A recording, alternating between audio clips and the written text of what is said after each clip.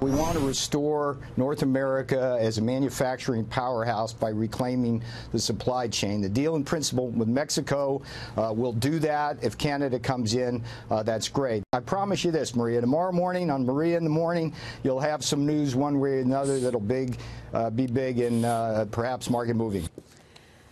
And we did get the news, and the markets are rallying. That was National Trade Council Director Peter Navarro with me yesterday on Sunday Morning Futures. He was right. We got our headline. A NAFTA deal has been reached with Canada and Mexico. Joining us right now is Harvard economics professor, former Reagan economic advisor, Martin Feldstein. Great to see you, Marty. Thanks so much for joining us. Your reaction to this deal, what does it mean for us in the short term and longer term on its impact? Well, I think it's very good news for the United States after Canada said, well, we're not going to let the U.S. push us around. We're going to hang tough. But in fact, they conceded on what was perhaps the most important single trade issue, which was agriculture and dairy products. Okay, so do you think that this gets signed? Because we were worried earlier. Mitch made a point that we don't know what happens in the midterm elections. Is that going to scuttle the deal if it's a different congressional makeup? It would be very surprising if it did, because there's a lot of good stuff in this for the United States, and the trade agreement with Mexico and Canada has been an important thing for a number of years now.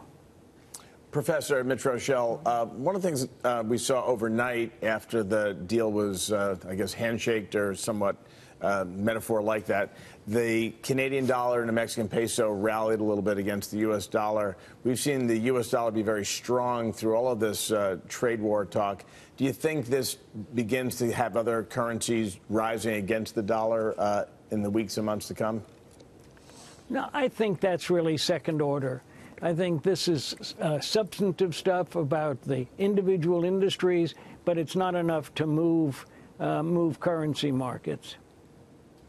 Martin, it's Dagan McDowell. How long can we sustain in this country right now, given the very favorable backdrop of tax reform, tax cuts, and regulatory reform? How long can we sustain growth north of 3%, even north of 4%, which we saw in the most recent quarter?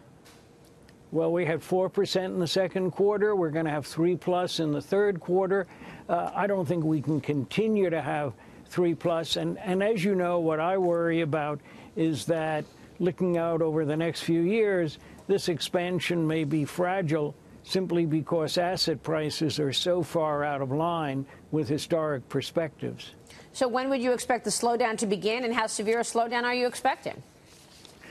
Well, I don't put it in terms of a slowdown. I do think it will decrease from 4% in the second quarter and 3% in the third. So we may have a little less than 3 going into the fourth quarter, but that's good news and could continue. What worries me is not so much a slowdown as an actual recession caused by a sharp drop in equity prices as long-term interest rates begin to be more competitive with the stock market. So interest rates going up, you think will have a bigger impact on markets than the backdrop of 20% earnings growth?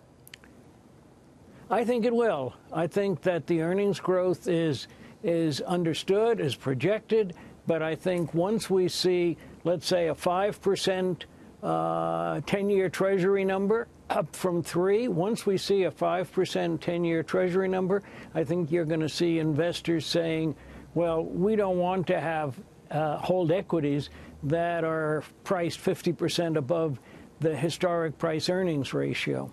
And you wrote this in an op-ed for the Journal, warning about another recession looming. What can be done to hold this off or to avoid it? I don't think there is much that can be done to hold it off. I think the Fed should have started to raise interest rates several years ago.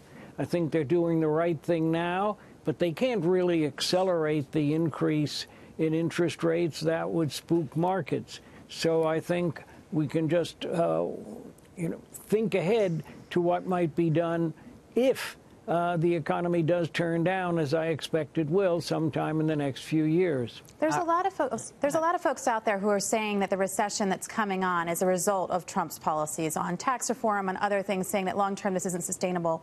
Would you say the recession coming is something that you could blame on the president's policies?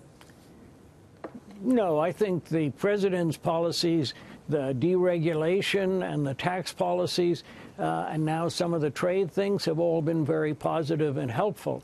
I think the real problem is that we have had almost a decade of super low interest rates from the Fed. And just as that led to a housing boom that was unsustainable and eventually led to a downturn in house prices in 2006, I think that this very long, low interest rate environment is going to have the same impact on equity prices this time around. All right, we will be watching that. Marty, good to see you this morning. Thanks very much. Good to see you, Maria. Martin Feldstein joining us there.